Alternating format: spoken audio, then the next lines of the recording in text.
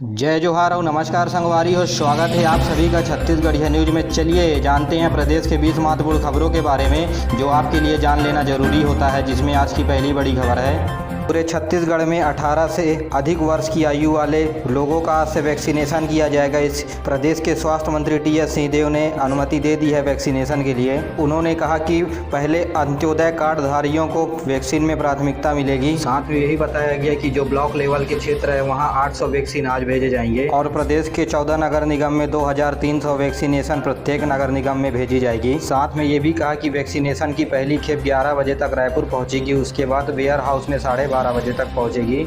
उसके बाद वैक्सीन को सभी ब्लॉक और नगर निगम में भेजा जाएगा। अगर आज वैक्सीनेशन सेंटर में वैक्सीन पहुंचने के बाद लोग उपस्थित हैं तो वहां आज ही वैक्सीन लगा दिया जाएगा और प्रदेश में जैसे जैसे वैक्सीन आती जाएगी वैसे लगते जाएगी। अभी सभी एक वैक्सीनेशन सेंटर में ज़्यादा से ज़्यादा लोग वैक्सीन लगाने पहुंचेंगे तो भगदड़ की स्थिति बन सकती है। जी हाँ, कहीं ना कहीं लोगों के मन में संशय बना हुआ था कि वैक्सीनेशन 18+ से अधिक लोगों के लिए 1 मई से शुरू होगा या नहीं। इस पर अब लोगों की मंशा साफ हो गई होगी।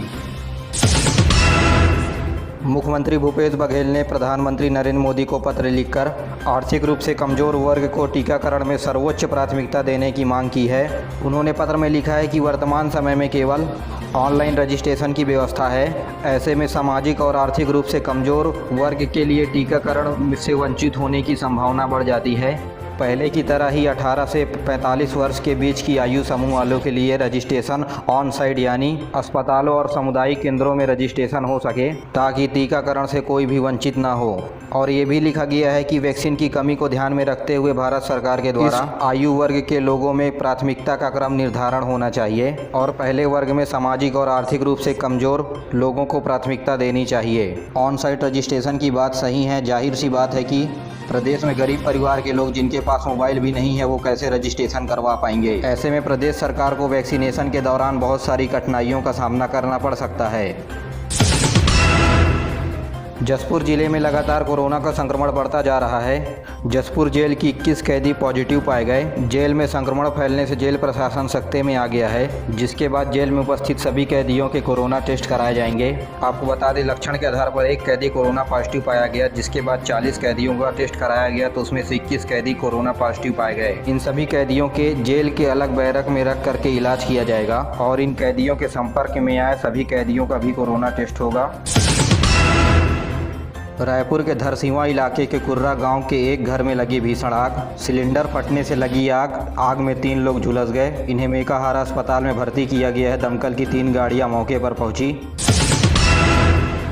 छत्तीसगढ़ में पिछले 1 साल में कोरोना से 750 कर्मचारियों की मृत्यु हुई है, जिनके परिजनों को अनुकंपा नियुक्ति और राहत राशि देने की मांग तेजी से बढ़ने लगी है। साथ ही संघ ने सभी वर्ग के कर्मचारियों के लिए सीलिंग को खत्म करने की मांग की है। साथ ही संगठन का कहना है कि अनियमित कर्मचारियों से संकट के समय कोरोना ड्यूटी न ले और अगर ड्यूटी के दौरान इनकी मृत्यु होती है तो सरकार परिजनों को सरकारी सुविधाएं भी दे। तो वहीं भाजपा ने इस मुद्दे पर सरकार पर सवाल उठाए, तो वहीं कांग्रेस का कहना है कि सरकार इन कर्मचारियों की मांगों पर विचार करेगी।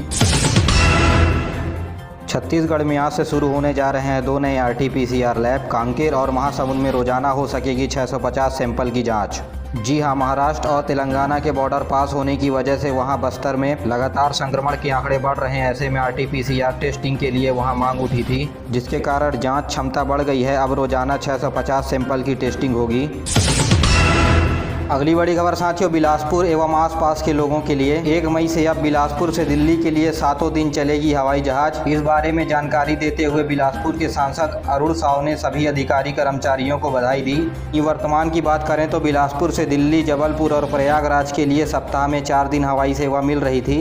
एयरपोर्ट अथॉरिटी ऑफ इंडिया के द्वारा अब प्रतिदिन बिलासपुर से हवाई जहाज उड़ाया जाएगा।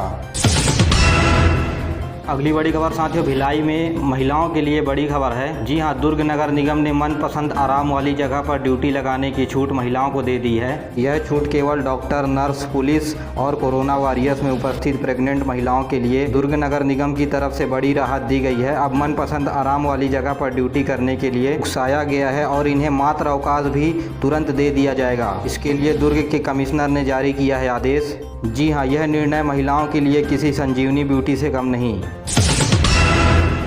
अगली बड़ी खबर साथ ही छत्तीसगढ़ के सीमावर्ती राज्य महाराष्ट्र और तेलंगाना में कोरोना के मामले लगातार बढ़ रहे हैं। बस्तर के मजदूर 1 महीना पहले तेलंगाना में मजदूरी करने गए थे और लॉकडाउन लगने के बाद वो लौटने लगे हैं। बीजापुर में पब्लिक ट्रांसपोर्ट बंद है, जिसके बाद 8 साल के बच्चे को लेकर के पैदल 150 किलोमीटर चलकर पहाड़ी रास्तों में भूखे प्यासे बीजापुर पहुंचे। ऐसे में सरकार की जो बॉर्डर सील करने की स्थिति है वो जमीनी हकीकत में नाकाम दिखाई दे रही है।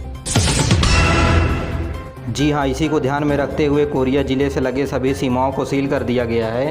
कलेक्टर के द्वारा जारी इस आदेश के अनुसार यात्रियों की निगेटिव रिपोर्ट होने पर ही प्रदेश में आने की अनुमति दी जाएगी। तो वहीं 2 जगहों पर चेक करने के लिए स्वास्थ्य विभाग के अधिकारी ही नहीं हैं, तो कहीं पर 2-3 घंटे के लिए चेक किया जा रहा है। इस मामले पर कर्मचारी कैमरे के सामने में कुछ भी बोलने पर बचते नजर आ रहे हैं।